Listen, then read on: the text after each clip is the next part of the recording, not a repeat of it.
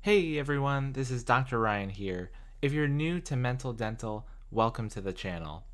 I made a video about this very topic, basic dental terminology, about 2 years ago, and I've gotten a ton of feedback from it, so now I'm making an updated video.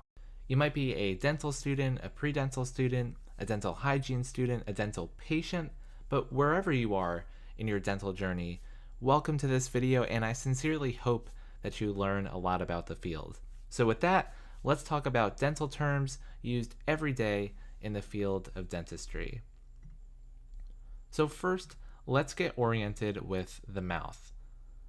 Of course, we have the lips here that form the outer border of the mouth. We have the teeth, we have the tongue, we have the roof of the mouth, which is also called the palate, which is divided into a hard palate, which is towards the front of the mouth and has underlying bone, and the soft palate, which is towards the back of the mouth and includes this hanging bit of soft tissue called the uvula. The tonsils are also in the back of the mouth, and they serve as part of the immune system. Now we've separated the teeth from the previous diagram, and the patient is open as wide as possible, and we have the upper teeth up here and the lower teeth down here. And note how the teeth form an arc or an arch, like you'd see in certain architecture. So we call this one the upper arch or the maxillary arch because the upper jaw that holds these teeth is called the maxilla, and we call this one the lower arch or the mandibular arch because the lower jaw that holds these teeth is called the mandible. Now we all have 4 different kinds of teeth. The first kind are called the incisors. We have 4 incisors in the front of the mouth for the maxillary arch and also 4 incisors down here in the front for the mandibular arch. There are 2 central incisors and 2 lateral incisors in each arch. These are used for incising or slicing food, like when we bite into an apple, for instance. Of course, the 4 upper incisors also play a big role in how our smile looks, and they help with speech, like F and V sounds, for example. The canines are next, and we have 2 of them in the upper arch, right next door to the incisors, and we also have 2 in the lower arch. They're also called the eye teeth because they're located in line with your eyes. They're used for tearing and holding food and also contribute to the aesthetics of someone's smile in the case of the upper canines. The premolars are next, and we have both a first and a second premolar in each quadrant of the mouth. So we have 2 premolars here, 2 premolars here, and then we have 2 and 2 down here. And again, we have a first and a second premolar in every quadrant of the mouth. They're used for tearing, holding, and grinding food. And lastly, we have the molars. So we have 3 molars in each quadrant of the mouth. We have a first, a second, and a third molar. The third molars are also called the wisdom teeth, and they're the most commonly missing tooth in the mouth. Molars are used for grinding and mashing food. I should mention that these are the adult teeth. So let's talk about the baby teeth. The baby teeth, also called the primary dentition, are shown here. And we have 20 of them in total. We have 20 baby teeth when all of them come in. There are 4 incisors per arch, 2 canines per arch, and 4 molars per arch. Note that there are no premolars in the baby teeth. These start coming in at around 6 months of age, and teeth coming into the mouth is called eruption. And all of the baby teeth should have fallen out by at around age 12. Teeth falling out of the mouth is called exfoliation. Over on the right, we have the adult teeth, also called the permanent dentition. We have 32 of them in total. Of course, some people have extra and some people have missing teeth. These teeth start to erupt at around age 6, and then hopefully they never exfoliate as long as our teeth remain healthy. Alright, so I told you there are 32 adult teeth, but how do we number them?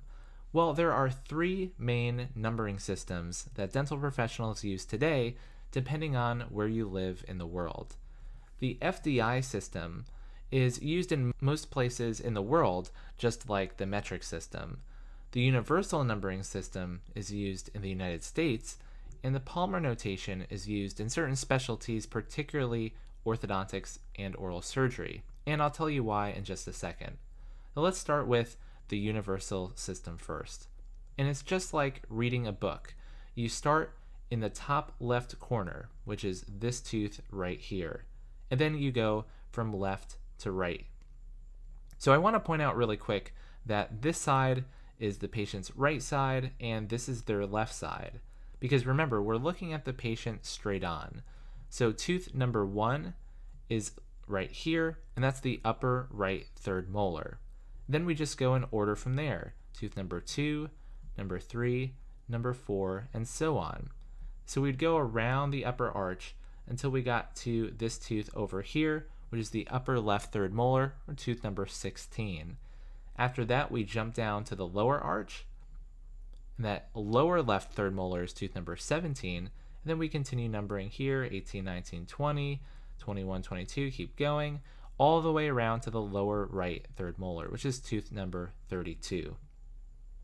So the upper right third molar is always tooth number 1, the upper right central incisor is always tooth number 8, and so every tooth has a predetermined number from 1 to 32. For the Palmer notation, we break the mouth into 4 distinct quadrants. The vertical line straight down the center of the mouth is called the midline. This horizontal line is simply separating the maxilla and the mandible. The Palmer notation is a little bit different in that we don't go above the number 8, because each quadrant has 8 teeth. We start at the midline and work our way out. So the central incisors are always tooth number 1, the lateral incisor is always going to be tooth number 2, canine will be 3, first premolar will be 4, second premolar will be 5, then first molar, second molar, and third molar. And that's true for every quadrant in the mouth. So we could do this for every single quadrant. Now you might be wondering, well, how do we distinguish between the 1s, the 2s, and all the other teeth among the different quadrants? Well, notice how the lines intersect. So this corner forms a backwards L, this corner forms a normal L, this one forms an upside down L, and then this one over here is an upside down reverse L. So every quadrant gets a unique symbol. So now all you have to do is take the symbol for that quadrant and then assign a number based on the tooth we're talking about. So if we're talking about this upper right central incisor, we would just put a 1 within this symbol. If we're talking about this upper left canine, we would put a 3 among this symbol. If we're talking about this first premolar in this quadrant, we would just add a 4. And then down here in the lower right, if we're talking about, let's say, this second molar, we would just put a 7 in that symbol. So an oral surgeon might get a referral from the orthodontist to extract the upper and lower 4s. And that means the first premolars. Now, that's a whole lot easier than saying, please extract tooth number 5, number 12, number 21, and number 28.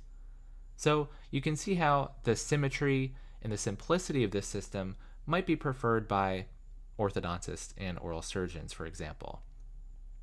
And lastly, we have the FDI World Dental Federation system, which uses 2 digits.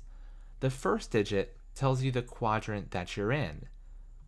The upper right is quadrant number 1, upper left is quadrant number 2, lower left is quadrant number 3, and lower right is quadrant number 4.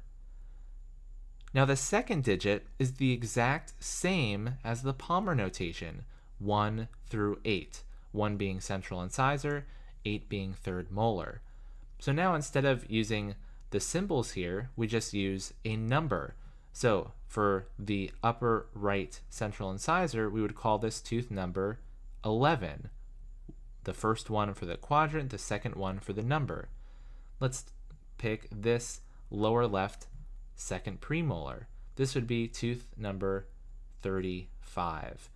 And so you could do this for every quadrant of the mouth using that method. So if you're curious, this is how we number the primary dentition, or the baby teeth. For the universal system, instead of using numbers, we use letters. So instead of number 1 to 20, because there are 20 baby teeth, we use letter A through J. And the order of notation is otherwise the same. So we would start with A in the top right, and then we would continue B, C, D, E, F, G, H, I, J. Then we would jump down here to tooth K, L, M, N, O, P, Q, R, S, T. Now for the palmar system, we also replace the numbers with letters. So instead of 1 to 5, because there are now 5 teeth in each quadrant, it's A to E.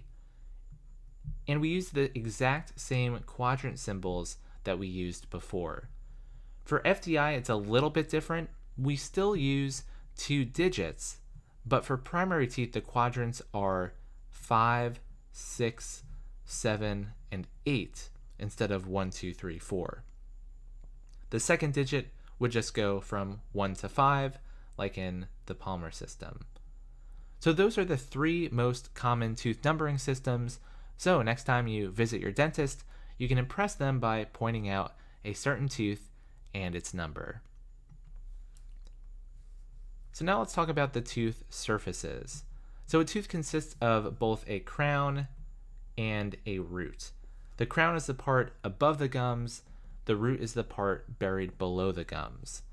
The crown of the tooth has different surfaces on it. Just like a cube has 6 surfaces, so does the tooth's crown. There's a front and a back, a left and a right, and a top and a bottom.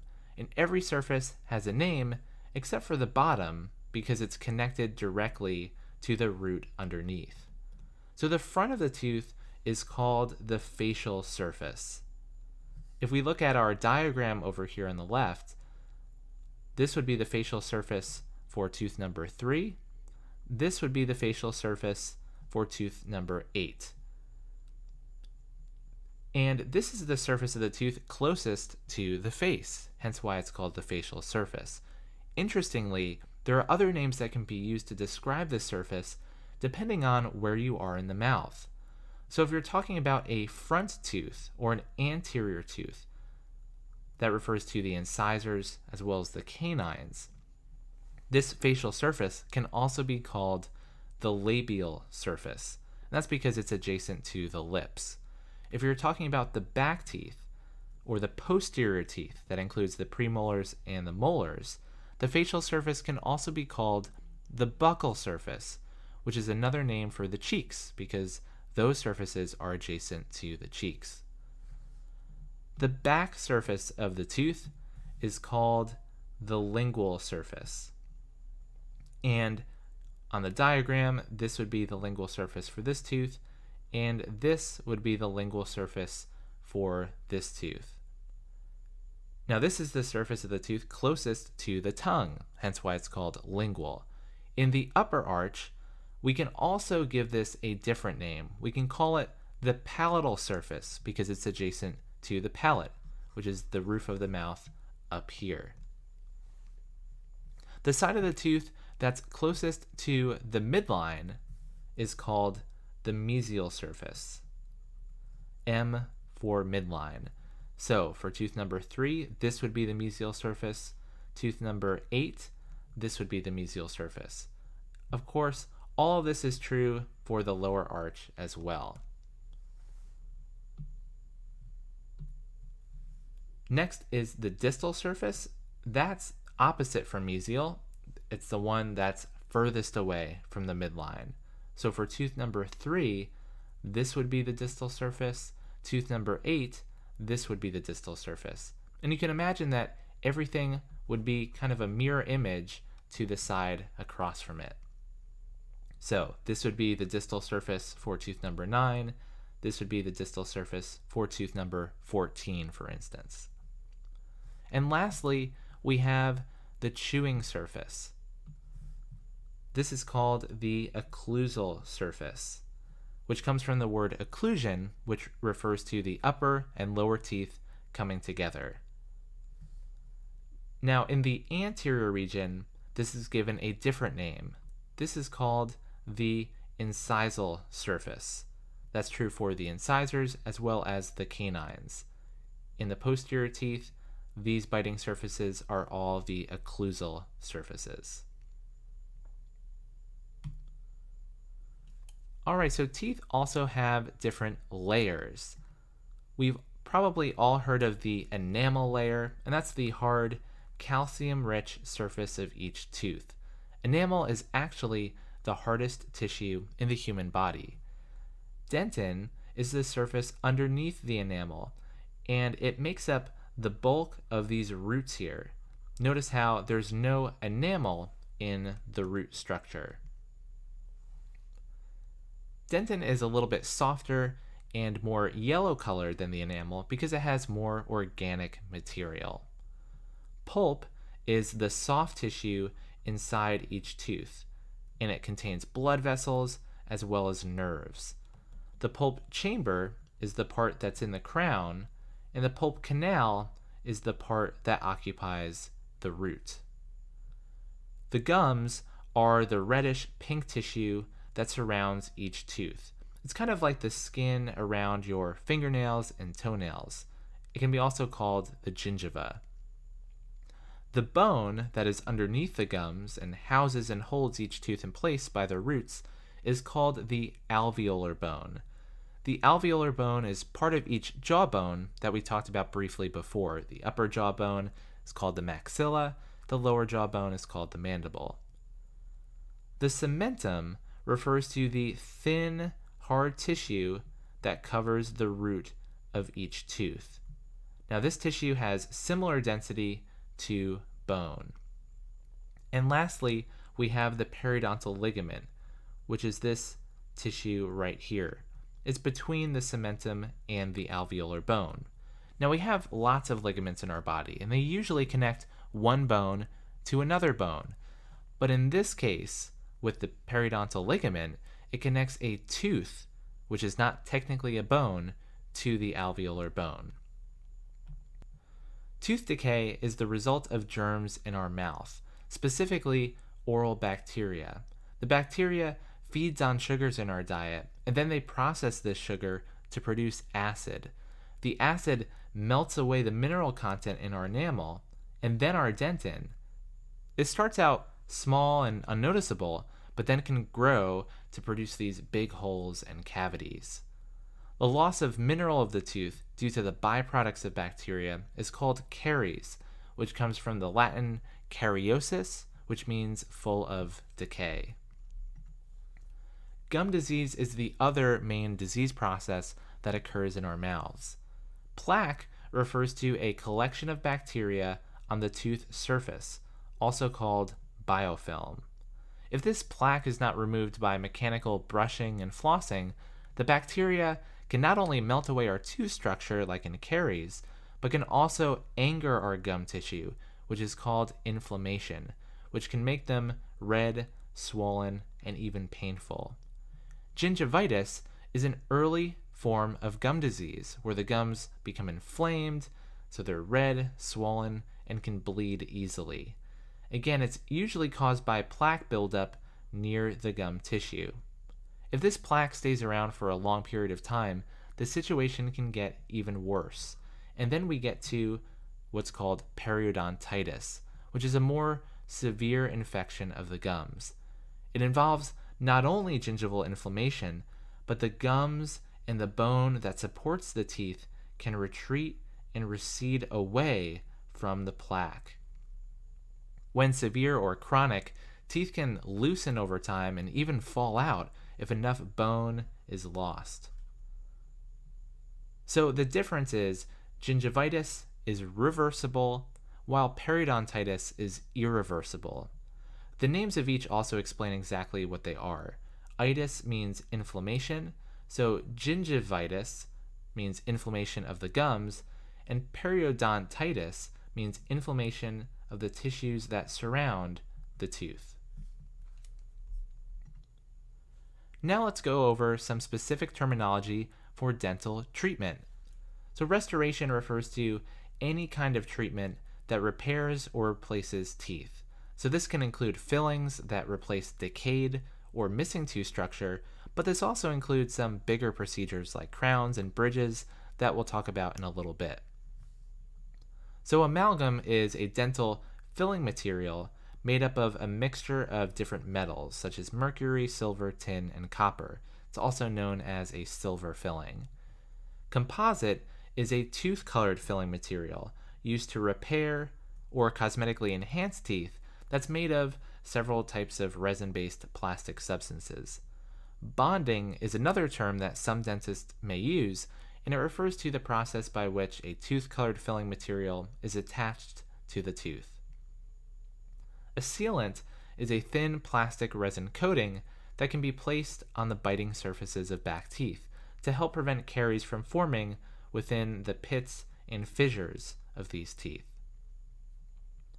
A crown is the top part of a natural tooth that's covered with enamel, but it's also the name for a filling that covers the entire natural crown when the tooth has broken down and can't be fixed by a smaller amalgam or composite filling. Crowns can be ceramic to match tooth color, or they can be gold metal like this crown here. A bridge is an appliance that is cemented in place, just like a crown, but it replaces missing teeth. So if this tooth was completely missing, for example, the bridge would cover the adjacent teeth, and then a fake tooth would be placed in this empty space to replace the missing tooth and bridge the gap there. Another way to replace a missing tooth or teeth is with a denture.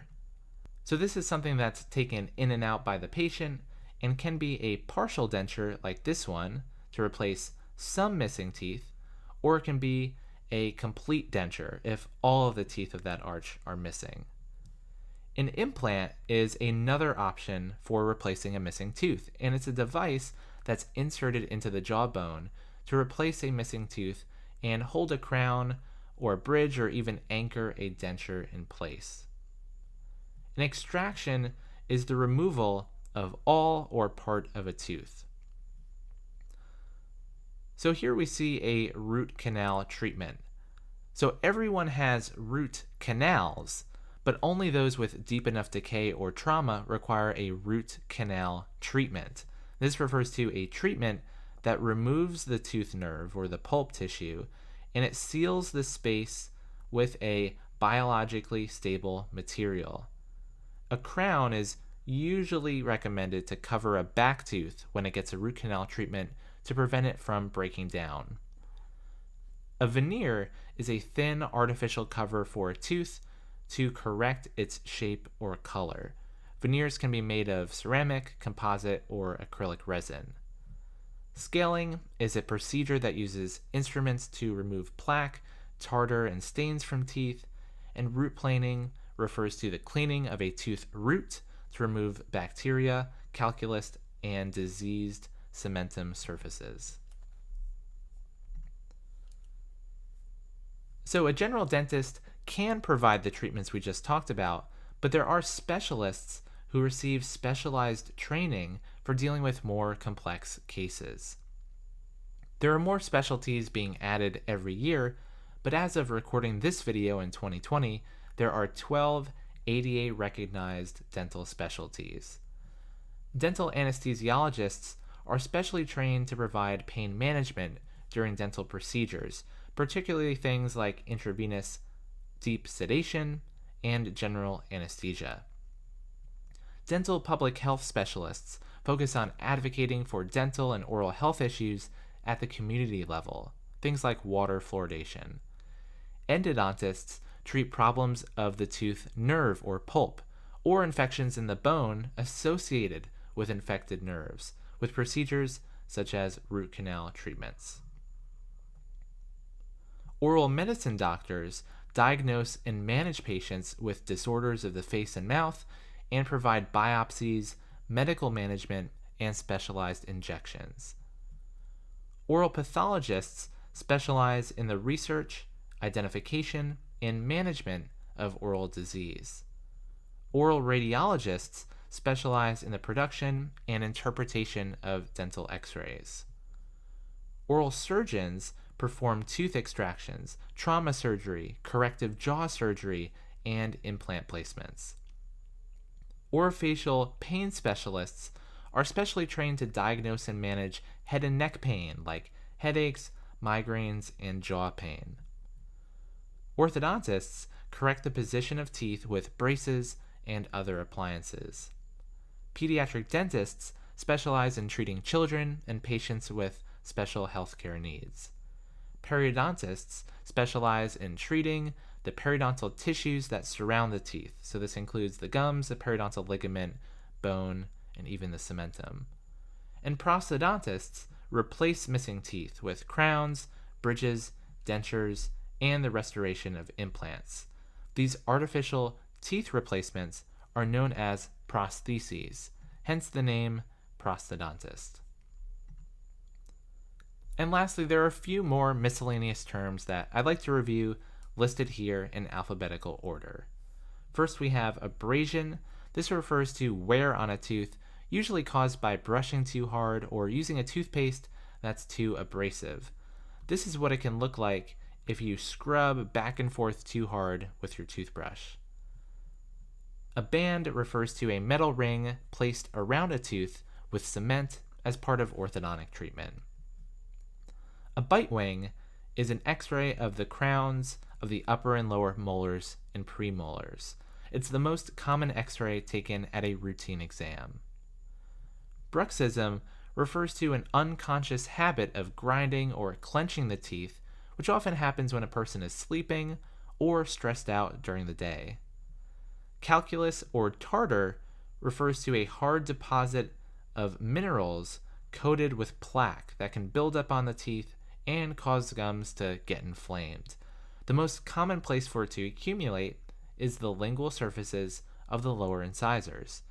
And this is the stuff that's scraped off when a dentist cleans your teeth. A cusp is one of the pointed parts on the top of a tooth. A premolar can also be called a bicuspid because it has two cusp tips.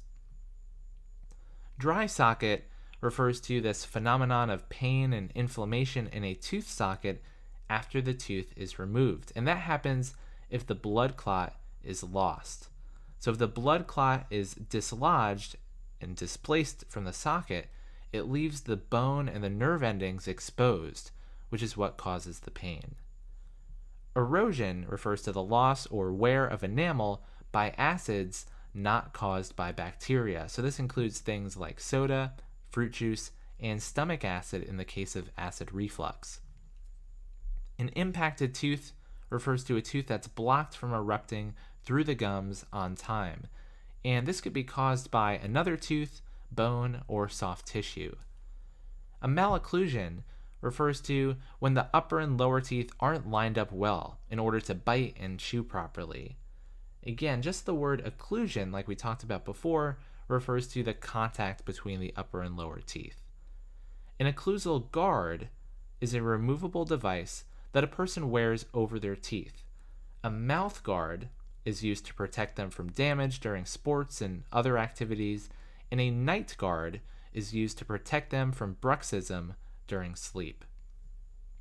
A periodontal pocket is a deep area between a tooth and gum that's the result of gum disease. So this is what dentists often measure in millimeters during a routine exam when they call out numbers like 1, 3, 4, for instance.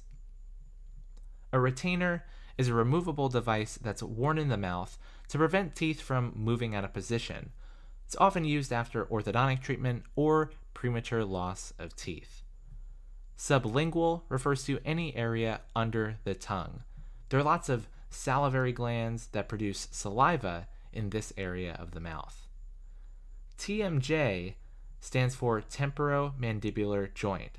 This is a joint that connects the lower jaw to the skull. Now, TMD stands for temporomandibular joint dysfunction.